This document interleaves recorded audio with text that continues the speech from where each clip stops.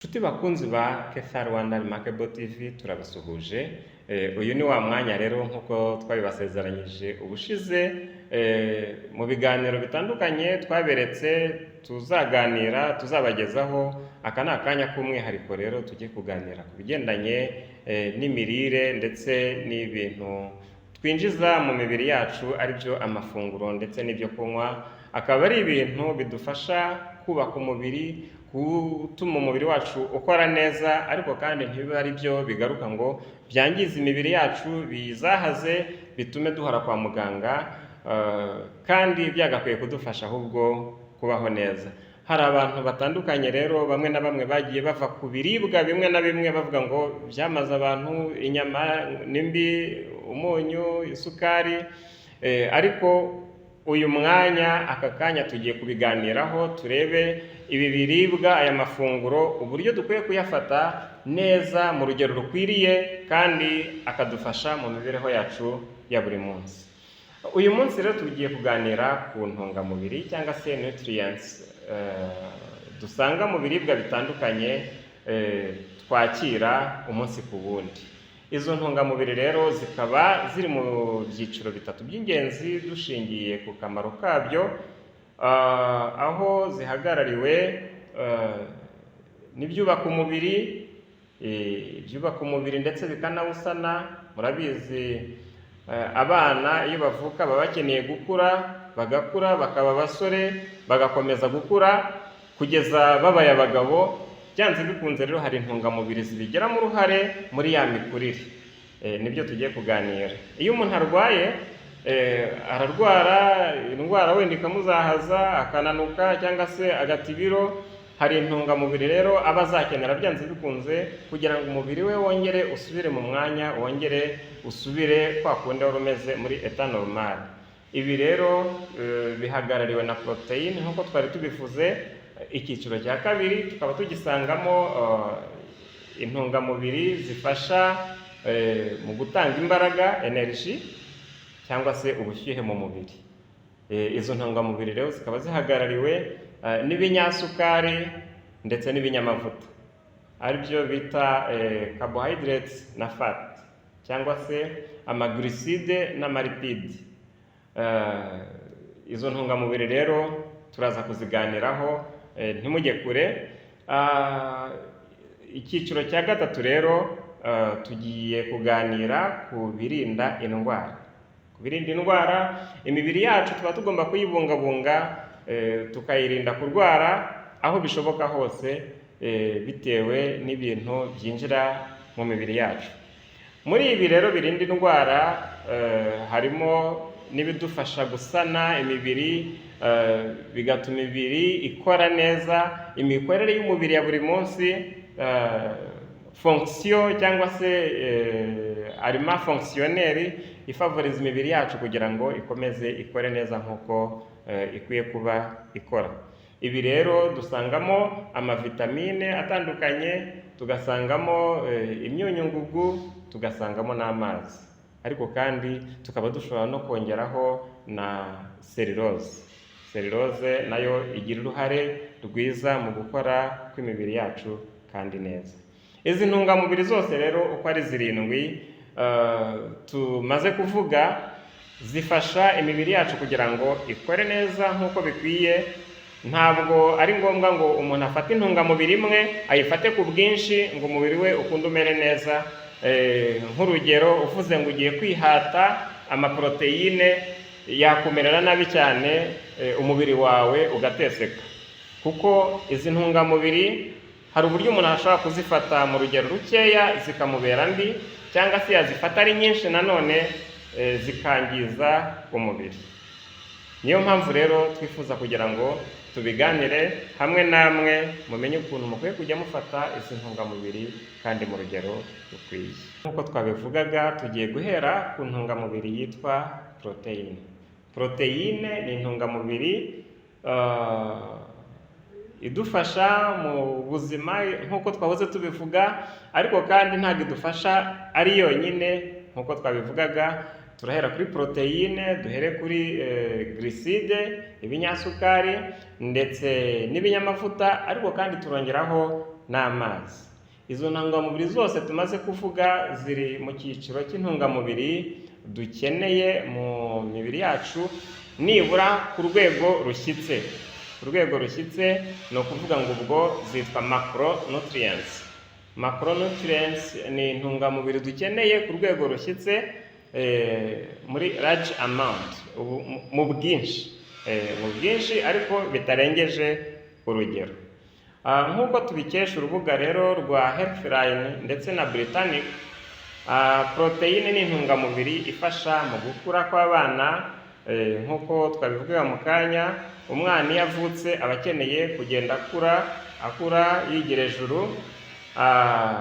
Poroteyine kandi idufasha mu kubaka umubiri muri rusange.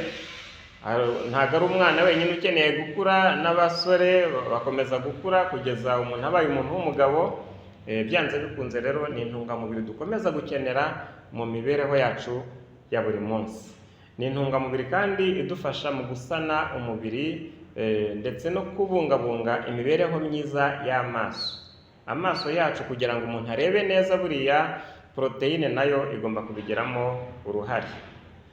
Poroteyine kandi ifasha n'imisatsi kugira ngo ibe imeze neza, igire ubuzima bwiza. Poroteyine ni intungamubiri igira uruhare kandi rukomeye. Uruhu rwacu, uruhu rw'umubiri, kugira ngo rukomeze rugire ubuzima bwiza, rukomeze rubeho neza, rubikesha n'ubundi poroteyine. Ni nayo mpamvu iyo idahagije mu mubiri, byanze bikunze hahita haza kudindira mu mikurire y'umwana. Nk'uko twari tubivuze ko ifasha mu gukura kw'abana, murumva rero iyo ibuze mu mubiri cyangwa ikaba nkeya, abana iyo bakiri batoya baradindira, hakaza n'uburwayi butandukanye.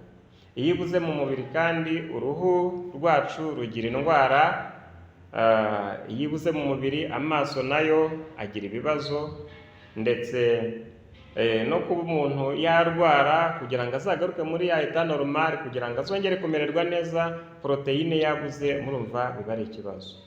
Poroteyine kandi ifasha n'inzara zacu, ikanarinda n'ama-infection atandukanye mu mibiri yacu, kubera yuko ifasha mu kongera imbaraga abasirikare b'umubiri mu gukora neza, kuko abasirikare b'umubiri barafasha mu kuturinda indwara za hato na hato. Murakoze cyane rero. Tukaba twarimo tuvuga poroteyine. Hano rero tukaba dushobora kuvuga ngo ese twayisanga hehe?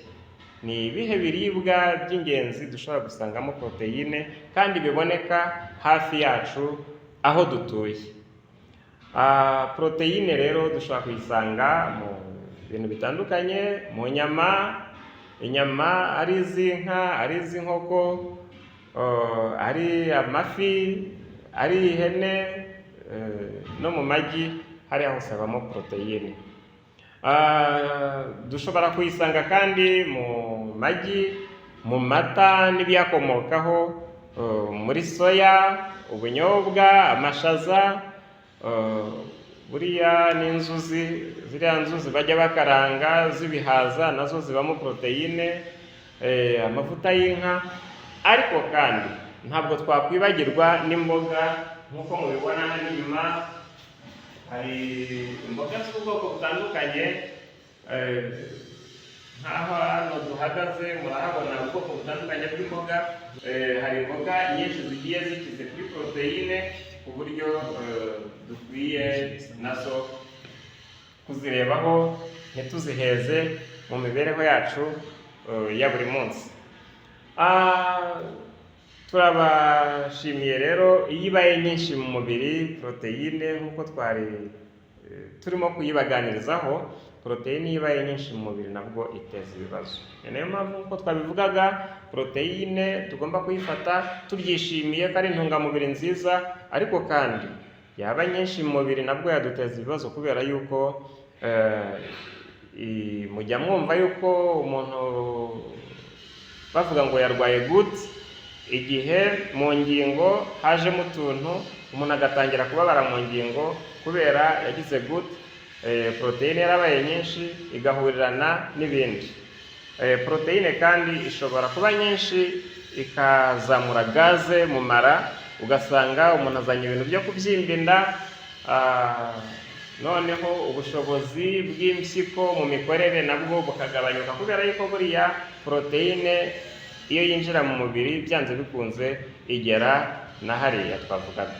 Tugiye ku ntungamubiri yindi yitwa glycide cyangwa se ibinyasukari. Ni intungamubiri dukeneye mu mubiri wacu, kuko amaglycide afasha umubiri wacu mu kuwuha imbaraga ndetse no gutuma abasha kugenzura isukari yo mu mubiri. Glycide rero zifasha no gutunganya ibinyamavuta biri mu mubiri wacu.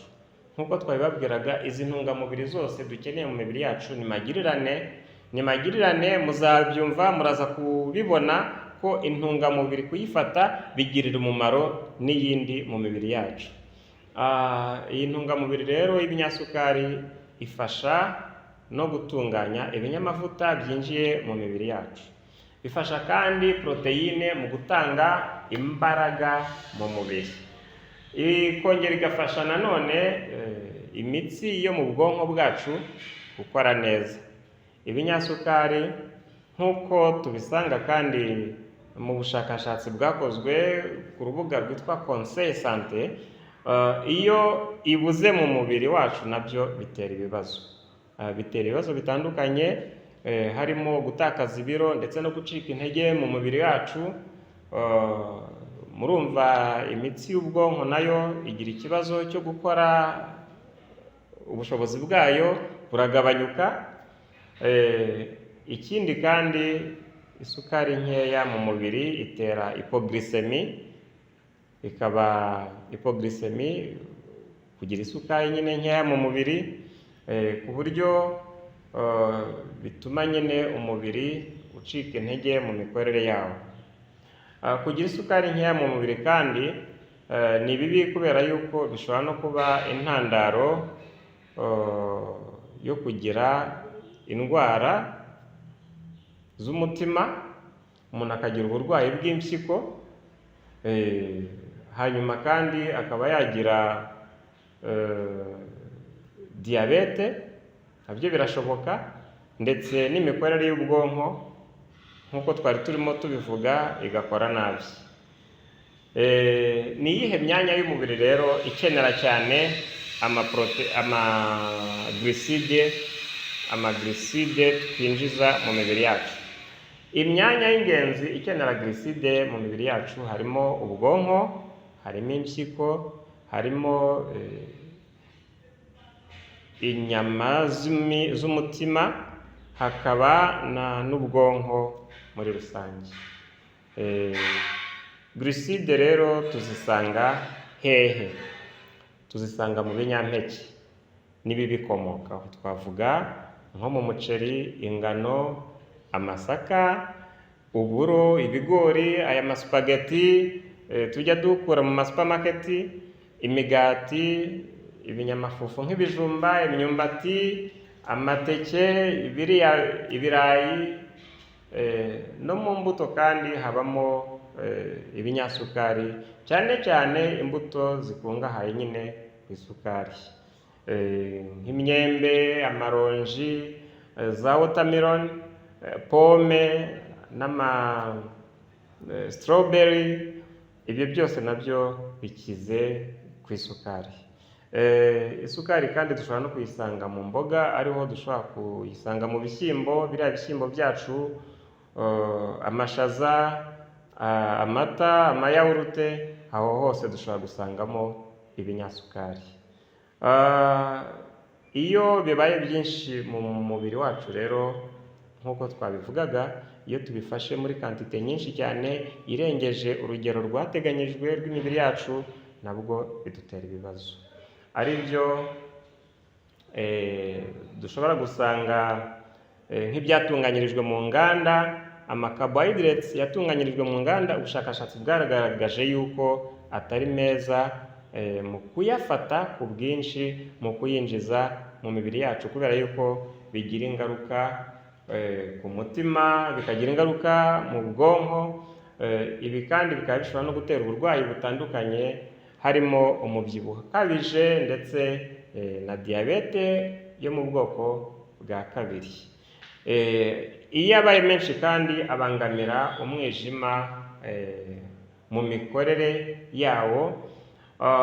Izo carbohydrates kandi twavuga ni nk'isukari. Iyi sukari dusanzwe dukoresha tugomba kuyikoresha, ariko tukayikoresha ku rugero rutoya. Ikindi tukavuga nk'ariya masupageti twahoze tuvuga, iriya migati y'umweru, biriya bintu byose byo muri patisserie bishyirwamo isukari, ndetse bikajyamo n'iriya farine.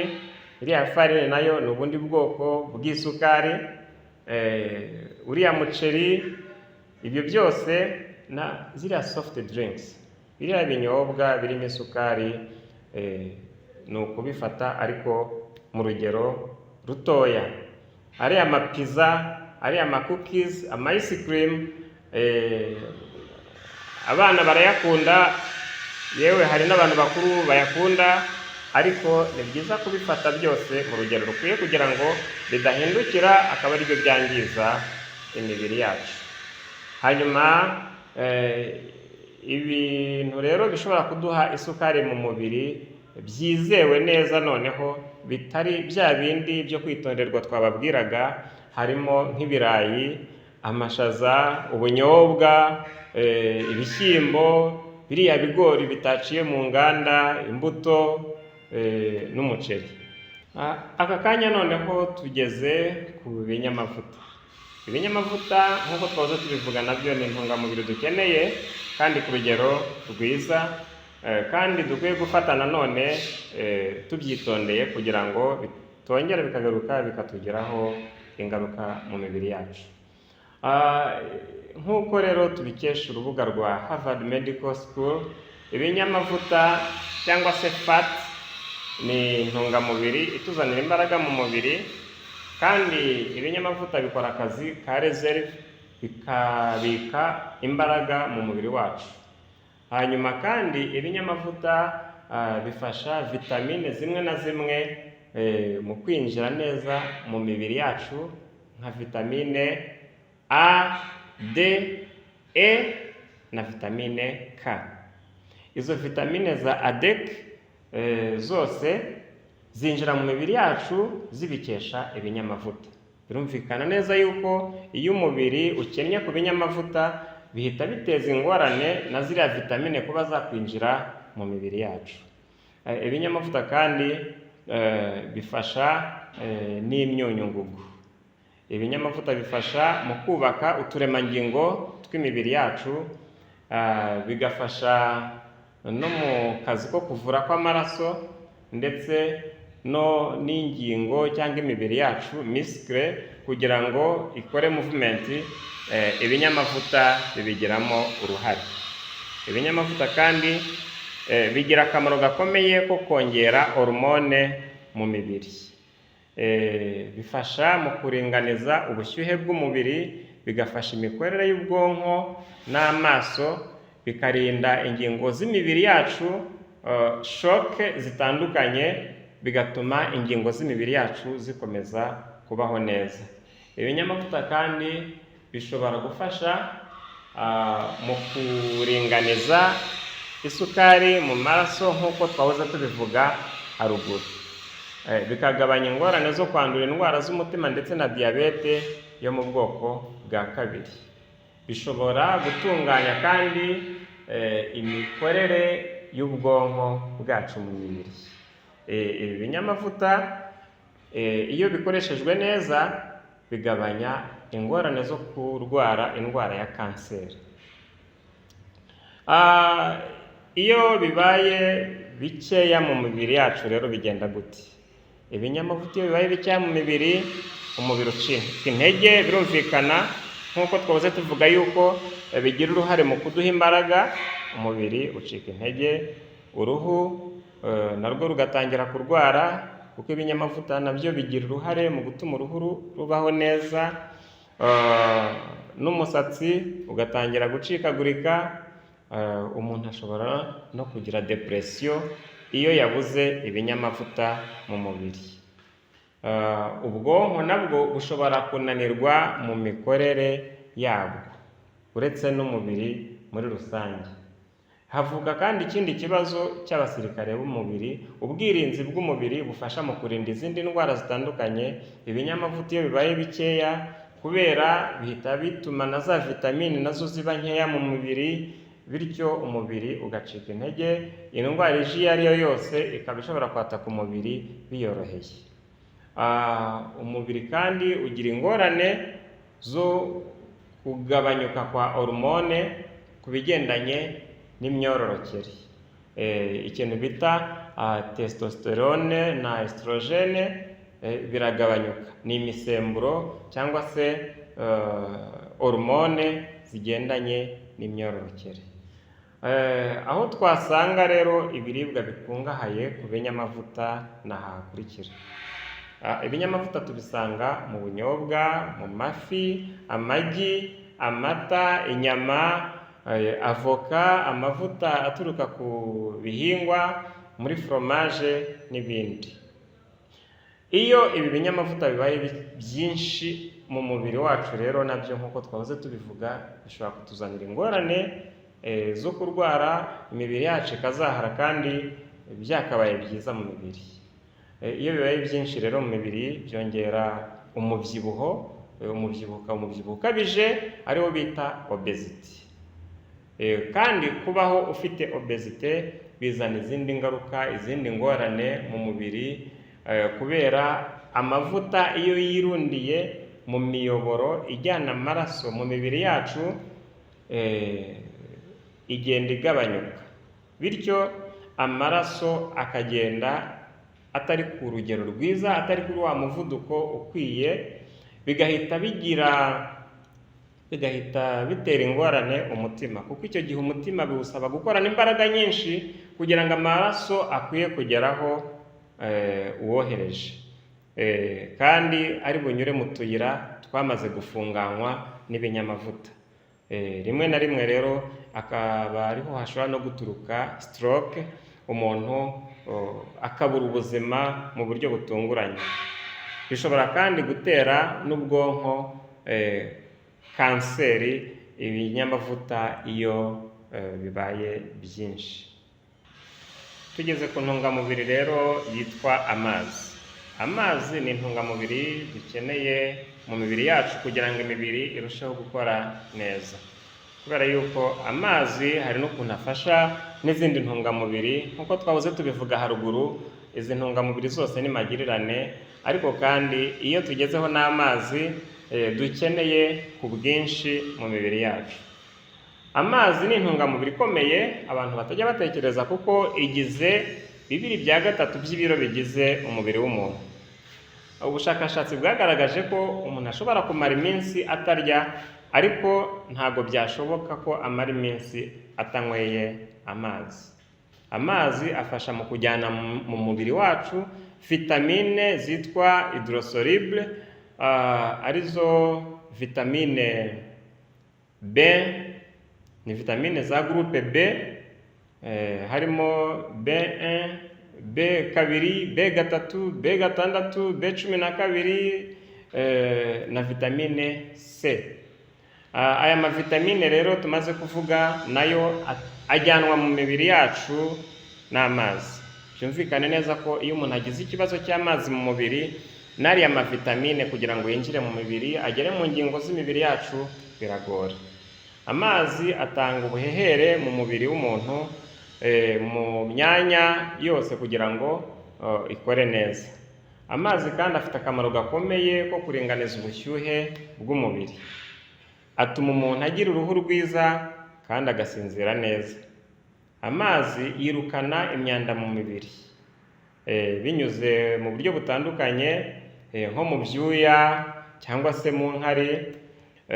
Ibyo byose hari imyanda igenda isohoka. Amazi afasha uturemangingo tw'imibiri yacu gusubirana vuba. Nk'iyo habaye ikibazo uturemangingo tukagira ikibazo cyo kuzahara, amazi arafasha kugira ngo uturemangingo dusubirane. Amazi kandi agabanya ibiro by'umubiri binyuze mu kugabanya ibinure. Amazi kandi agabanya stress z'umubiri. Stress mu mubiri agira uruhare mu kuzigabanya zikagabanyuka. Niba wagize ibibazo byinshi, niba hari ibintu byagustresheje, niba wumva watangiye kurwara umutwe, aho kugira ngo niba umutwe watewe na stress nyinshi, niba umutwe watewe n'inzara, aho kugira ngo uhite unywa ibinini by'umutwe, gerageza unywa amazi hanyuma uruhuke. Amazi arwanya constipation. Amazi agafasha kandi mu igogorwa ry'ibiryo. Arwanya kumagara kw'iminwa. Iyo umuntu abasha kunywa amazi urugero rukwiye, hari igihe ushobora kubyuka ubona wumagaye, ariko iyo unywa amazi neza ntabwo ibyo bintu bibaho. Amazi arwanya kurwara umutwe nk'uko twari tubivuze hejuru. Iyo abuze mu mubiri rero birumvikana yuko umuntu arwara umutwe. Umuntu arwara umutwe, arwara ama-infection urinaire atandukanye. Ni ukuvuga ngo ni infection cyangwa uburwayi bwo mu mwanya, urwungano rw'inkari. Agira ingorane kandi zo kurwara uburwayi bw'umutima, umuntu watakaje amazi cyangwa wabuze amazi mu mubiri. Amazi kandi iyo yabuze mu mubiri umuntu atakaza ibiro, ndetse ubwonko ntabwo bubasha gukora neza. Amazi tuyasanga hehe rero?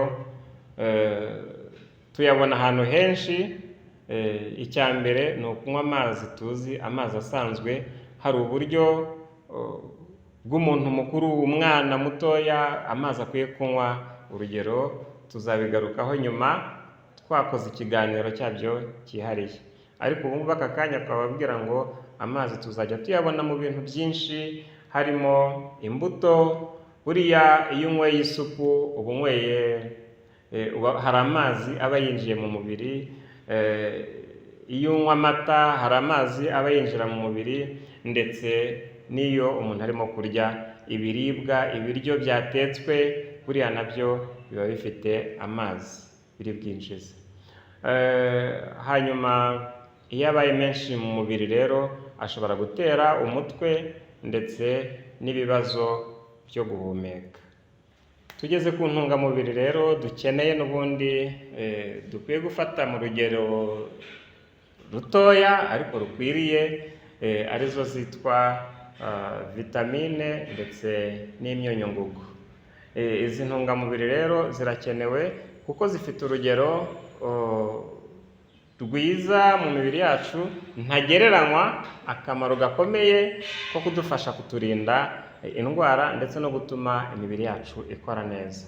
Izo ntungamubiri rero zitwa micronutrients, arizo vitamine n'imyunyungugu nk'uko twari tubivuze. Akaba ari intungamubiri dusanga mu biribwa n'ibinyobwa bitandukanye. Izi ntungamubiri rero zifite umumaro wo kuturinda indwara nyinshi mu mibiri yacu, ndetse no gutuma irushaho gukora neza nk'uko twari tubivuze, no gutuma twirinda gusiragira kwa muganga bya hato na hato, ndetse no gufata imiti. Kandi twagakwiye gufata imiti binyuze mu biribwa duha imibiri yacu. Duhereye kuri vitamine rero, vitamine zibamo ibice bibiri, ibyiciro bibiri, bitewe n'uburyo zinjira mu mibiri yacu. Nk'uko twahoze tubivuga, habamo vitamine zitwa liposoluble, ari vitamine zinjira mu mibiri yacu bitewe na lipide cyangwa se ibinyamavuta. Tukagira na vitamine zitwa hydrosoluble, akaba ari vitamine zinjira mu mibiri yacu bitewe n'amazi.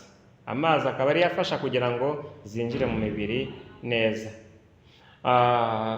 Muri vitamine liposoluble rero twahoze tuzivuga ko ari vitamine A, D, E na K. Hanyuma vitamine hydrosoluble zinjira mu mubiri zikoresheje inzira y'amazi, ari amazi azifashije kwinjira neza mu myanya iyo ari yo yose, ni vitamine za groupe B arizo B1, B2, B3, B6, B12, folate, biotin, pantothenic acid, hamwe na vitamine C. Twihuse rero tugiye kuganira kuri buri vitamine, akamaro kayo mu mubiri, kubura kwayo bitera izihe ngaruka, ese twayisanga hehe mu biribwa twakira buri munsi. Vitamine A yongera ikitwa retinol, ifasha mu gukura kw'abana no gukomeza kubaka imibiri yacu, ifasha mu kongera gusana no gusubirana kw'ingingo z'imibiri yacu, igafasha mu gutuma uruhu rwacu rukomeza kugira ubuzima bwiza, igafasha kandi amaso yacu ngo akomeze kureba neza, ifasha mu kwiyongera kw'abasirikare b'umubiri, igafasha kandi no mu buzima bw'imyororokere. Iyo ibuze mu mubiri bigenda gute? Vitamine A iyo ibuze mu mubiri habaho ibibazo byo kutareba neza, cyane cyane nijoro. Murumva amaso yacu ahita agira ikibazo. Iyo ibuze mu mubiri kandi uruhu rwacu rurazahara, narwo rugatangira kurwaragurika. Abasirikare b'umubiri baragabanyuka, indwara zikaba zakwataka umubiri mu buryo bwa hato na hato. Gukura kw'abana kandi kuradindira. Murumva kandi ko byafekitinga n'ubuzima bw'imyororokere. Vitamine A twayisanga he? Akenshi na kenshi ahantu hari poroteyine, mu biribwa birimo poroteyine dukunze no kubisangamo vitamine A. Ariko twavuga ko vitamine A twayisanga nko mu magi, mu mata, inyama z'imyijima, fromage, karoti, poivro, amafi, imyembe, watermelon, amatunda, ipapayi n'ibindi.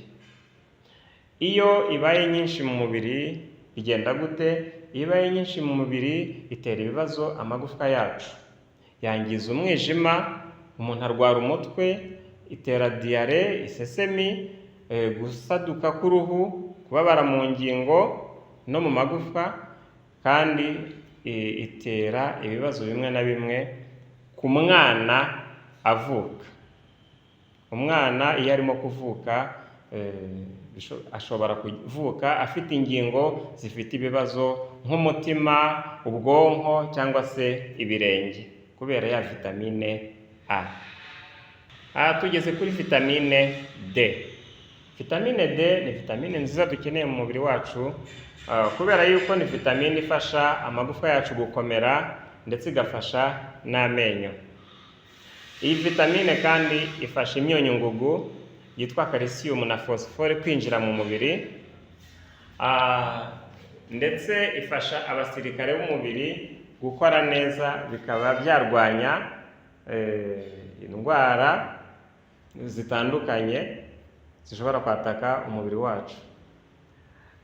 Iyi vitamine kandi ishobora kuringaniza imibereho myiza, ikagabanya ingorane zo kugira depression. Nk'uko twahoze tubivuga ruguru, izi ntungamubiri dukenera mu mubiri wacu ziruzuzanya. Iyo tugenda tuzifata mu rugero rukwiye, buri ntungamubiri hari ikizana mu mubiri, bikagenda bikorana, imibiri yacu ikagenda ikora neza. Vitamine D iyo ibuze mu mubiri bigenda gute? Bitera indwara z'amagufwa ndetse n'indwara z'amenyo. Bishobora kandi gutera n'izindi ngaruka nk'uko twabibonye dushingiye ku kamaro kayo hejuru. Twayisanga hehe? Vitamine D tuyisanga mu biribwa bimwe na bimwe, nko mu muhondo w'igi, mu mata yongewemo intungamubiri, mu mafi, ariya mafi tujya tubona yitwa sardine, amafi yitwa somo cyangwa se salmon, izuba rya mu gitondo, kariya kazuba ka mu gitondo bitararenga saa 5, buriya nako kaba karimo vitamine D. Umubiri wacu ufite ubushobozi bwo gufata kariya kazuba ukakinjiza mu mubiri wagahinduyemo vitamine D. Iyo ibaye nyinshi mu mubiri rero yangiza impyiko, igatera ibibazo byo mu nda, umuntu akumva ntabwo ameze neza mu nda, hanyuma igatera ibibazo by'ubwonko, umuntu akumva mu bwonko ntabwo ameze neza, ntabwo ari comfortable. Tugeze kuri vitamine E. Vitamine E ni intungamubiri nayo dukeneye kubera yuko ifite akamaro, ikunze kwitwa vitamine ya fertilité. Ni ukuvuga ngo iyi vitamine hamwe na vitamine C bigira uruhare rukomeye mu buzima bw'imyororokere. Ni ukuvuga mu gutwita no kubyara abana. Iyi vitamine ifasha abasirikare b'umubiri mu kurinda indwara, ikagabanya kandi ingorane z'uburwayi bw'umutima. Iyi vitamine ifasha abantu badafite alukoro mu mubiri kubarinda indwara zituruka ku mavuta menshi yo mu mwijima. Iyi vitamine kandi igabanya ndetse ikanagenzura ububabare bukabije igihe umukobwa cyangwa se umugore ari muri cya gihe cy'ukwezi, cya gihe cy'imihango y'abakobwa. Ni ukuvuga ngo iranafasha cyane kandi n'abantu bakuze mu kubarinda indwara zitandukanye zishobora kuza bya hato na hato kubera igihe umuntu agezemo cy'ubukure. Iyi vitamine kandi ishobora no kurinda indwara zo kwandura asima. Iyo ibuze mu mubiri bigenda gute? Iyi vitamine iyo ibuze mu mubiri umuntu acika intege, abura amaraso byoroheje, ashobora no kugira ibibazo byo mu mitsi. Iyo ibaye nyinshi mu mubiri, umuntu agira ingorane zo kuva amaraso, kugira isesemi, diyare no gucika intege. Tugeze kuri vitamine K. Vitamine K cyangwa se phyroquinone ni vitamine ifasha mu kuvura kw'amaraso no kubaka amagufa yo mu mubiri wacu. Iyo ibuze mu mubiri bigenda gute? Iyo ibuze mu mubiri haba ingaruka zo kuva amaraso ntibipfe guhagarara, kubera yuko iriya vitamine umumaro wayo ifasha amaraso kuvura. Ni ukuvuga iyo itari mu mubiri umuntu agakomereka cyangwa akagira ikindi kibazo, kuvura kw'amaraso ngo bihagarare kuva biragorana. Iyi vitamine kandi iyo ibuze mu mubiri amagufa nayo ashobora kwangirika mu buryo bworoshye, mu buryo bworoheje.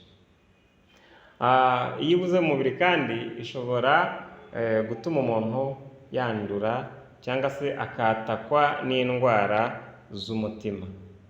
Tuyisanga hehe? Tuyisanga mu mboga rwatsi nka epinari, tukayisanga muri leti, muri za brokoli, mu mashu, shufurere, mu mavuta ava ku bihingwa by'imboga, mu magi n'ibindi. Iyo ibaye nyinshi mu mubiri ibangamira umwijima mu mikorere yawo, ndetse umuntu akabira ibyuya cyane, agahumeka bitari ku rugero rumwe. Nk'uko twabivugaga rero, izi vitamine, izi ntungamubiri turimo kuvugaho ari amavitamine, ari imyunyungugu, tubisanga mu mboga cyane cyane no mu mbuto. Tugeze kuri vitamine C. Nk'uko twabibonye haruguru, vitamine C iba muri za vitamine zo muri groupe y'amavitamine yinjira mu mubiri anyuze muri ya nzira y'amazi. Nk'uko twabibonye, vitamine C ni vitamine nayo ikenewe mu mubiri wacu kuko ifasha umubiri kongera ubudahangarwa. Yitwa vitamine C cyangwa se acide ascorbic. Ifasha ubudahangarwa bw'umubiri, bityo umubiri wacu ukagira ubushobozi bwo kwirwanaho mu kurinda indwara. Irafasha kandi mu kugenzura umuvuduko w'amaraso. Igabanya ingorane zo kurwara indwara z'umutima, igabanya kandi aside yitwa aside urique mu mubiri, ikanarwanya ya ndwara bajya bavuga yitwa goutte. Irwanya kandi kubura feri mu mubiri. Feri ni intungamubiri ikora uturemangingo tw'amaraso, hanyuma ikanafasha mu kujyana oxygene mu mubiri. Iyi vitamine rero irinda ubwonko bwacu kutibagirwa. Vitamine C urumva ko ari intungamubiri nayo ikomeye kandi y'ingenzi. Iyo ibuze mu mubiri wacu rero bigenda gute? Kutarya imboga n'imbuto bishobora gutera ibura ry'iyi ntungamubiri. Itera umunaniro ukabije, kuva imyuna, kubura amaraso, uburwayi bw'amenyo akavamo mu buryo bworoshye, ndetse no kubabara mu ngingo. Aho twayisanga rero, aho twasanga iyi vitamine tuyisanga mu mbuto nk'indimu, muri za oranje, muri za strawberry, mu mboga tuyisanga muri za brocoli, mu nyanya, mu birayi n'ibindi. Iyo ibaye nyinshi mu mubiri rero itera ibibazo byo kumva umuntu arwaye mu nda, ndetse umuntu akaba ashobora no kurwara indwara z'impyiko. Tugeze kuri vitamine B complex. Iyo tuvuga B complex, ni vitamine B ikubiyemo za vitamine B zose. Harimo vitamine B1, B1 yitwa thiamine, B2 riboflavine, B3 bita niacin, B5 pantothenic acid, B6 pyridoxine cyangwa se B12 cobalamin. Hakaza na biotin na folic acid. Akamaro k'iyi vitamine rero ikubiye hamwe izi vitamine zose tumaze kuvuga, akamaro kayo muri rusange ni ukurinda uturemangingo tw'umubiri, gufasha mu gukura cyangwa se kwiyongera k'uturemangingo tw'amaraso, igafasha mu kongera imbaraga mu mubiri wacu. Iyi ntungamubiri kandi ifasha amaso yacu kureba neza, igafasha imikorere y'ubwonko gukora neza, igafasha mu igogorwa ry'ibiryo digestion, ikanafasha umuntu kugira apeti, ifasha kandi imitsi yo mu mubiri wacu gukora neza, igafasha imyanya y'imyororokere gukora neza, imikorere y'umutima, igafasha kandi imisemburo, kuzamura imisemburo y'imyanya myibarukiro gabo, testosterone. Iyo ibuze mu mubiri rero bigenda gute? Iyi vitamine B complex iyo ibuze mu mubiri cyangwa iyo zibuze mu mubiri, habaho ingorane zo kurwara depression, diare, kugira isesemi, kuribwa mu nda bikabije bimeze nk'amakram, cyangwa se umuntu akaba yagira n'amaconstipation, kubura amaraso, umunaniro no gucika intege by'umubiri, kurwara ama-infection atandukanye, ibibazo bya digestion, uruhu narwo rutangira kugira ibibazo, n'imitsi yo mu bwonko ntabwo ishobora gukora neza, itangira kwangirika kubera kubura iyi vitamine, kubera yuko iyi vitamine hari uburyo iyifasha kubaho neza. Aho tuyisanga rero, iyi vitamine tuyisanga mu mata, mu magi, muri foromaje, mu nyanya, mu nyama z'inka, mu nkoko, mu mafi, mu mboga nka epinari, ibirayi, muri avoka, mu bishyimbo, mu bunyobwa, soya, mu mineke, watermelon, indimu, oranje. Aho hose biriya biribwa kandi dufite hano iwacu dushobora kubibonamo ziriya vitamine. Iyo zibaye nyinshi mu mubiri rero habaho kwangirika k'umwijima ndetse no kugira isukari nyinshi mu maraso. Mwagiye mwumva kwangirika k'umwijima kubera ko umwijima ni inyama yacu yo mu mubiri wacu yakira intungamubiri zitandukanye ikanafasha kuzikwirakwiza mu myanya y'umubiri. Ni ukuvuga ngo rero umwijima ukora akazi gakomeye. Ni nayo mpamvu iyo tuwugize surisharije, iyo tuwuhaye akazi kenshi katari ngombwa, umwijima nawo urananirwa ukaba ushobora gukurizamo kurwara. Tugeze ku ntungamubiri rero zitwa imyunyungugu.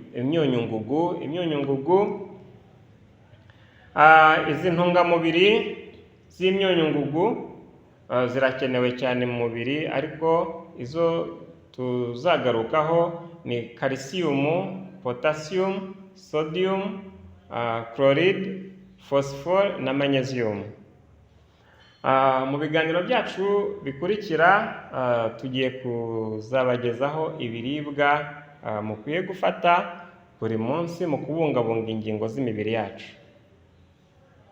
Harimo ibiribwa bifasha amaso yacu kumera neza, ibiribwa bifasha ubwonko, systeme nerve, ibiribwa umuntu ashobora, ni ibihe biribwa ushobora gufata bigafasha amaso mu mibereho y'amaso.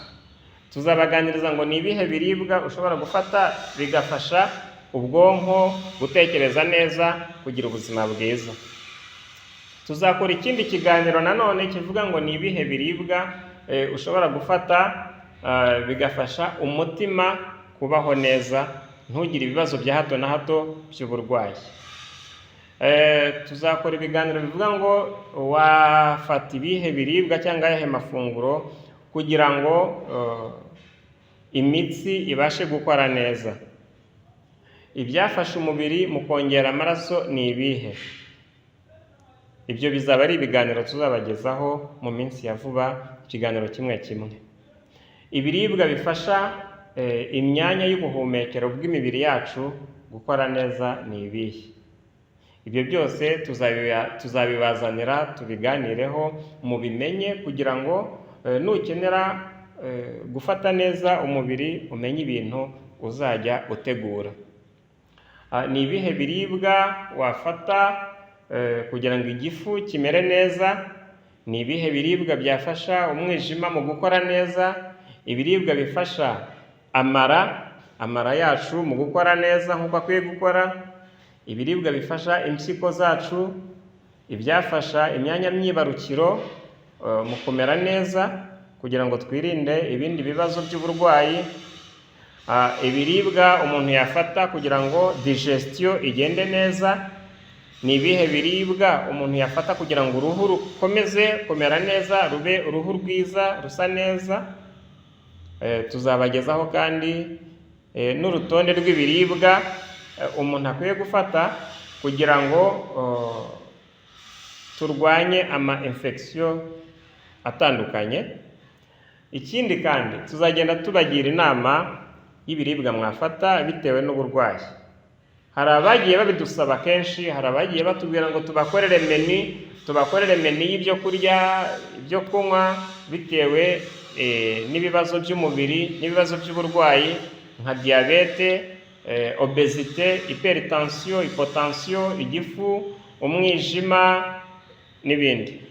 Ibyo byose rero tuzabibagezaho kuri uyu muyoboro wacu, turi kumwe namwe nta kibazo.